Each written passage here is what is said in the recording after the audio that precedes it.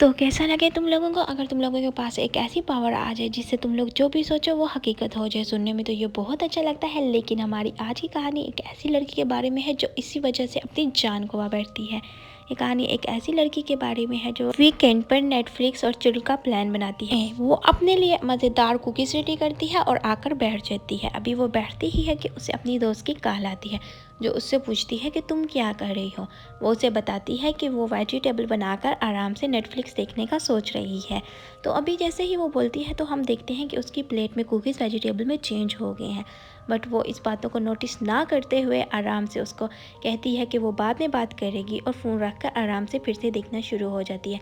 अभी फिर से वो मूवी स्टार्ट करती है तो उसको उसके बॉयफ्रेंड का मैसेज आता है, जो उससे पूछ रहा होता है कि क्या मैं तुम्हारे घर आ सकता हूँ, क्योंकि मैं तुमको बहुत ज़्यादा याद कर रहा हूँ। तो वो उसे बोलती है कि नहीं, मैं भी तुमको याद कर रही हूँ, लेकिन मैं आज रात अकेले रहना चाहती हूँ। वो उससे पूछता है क्या तुम मुझसे गुस्सा हो। वो उसे जवाब देती है कि नहीं, एक्चुअली मेरे ग्रैंडपा गुजर गए हैं, जिसकी वजह से मैं थोड़ा टाइम अकेले रहना चाहती हूँ।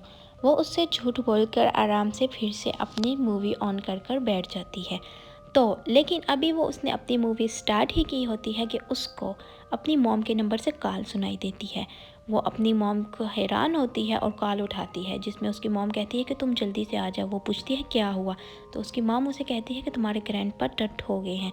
वो सुनकर एकदम ही शॉक हो जाती है और वो बहुत परेशान हो जाती है, बट वो अपनी मूवी नाइट नहीं छोड़ना चाहती। इस वजह से वो उनको बोलती है कि मेरी तबीयत कुछ ठीक नहीं है, मुझे बहुत ज़्यादा खांसी और सर्दी हो रही है, जिसकी वजह से मैं नहीं आ सकती।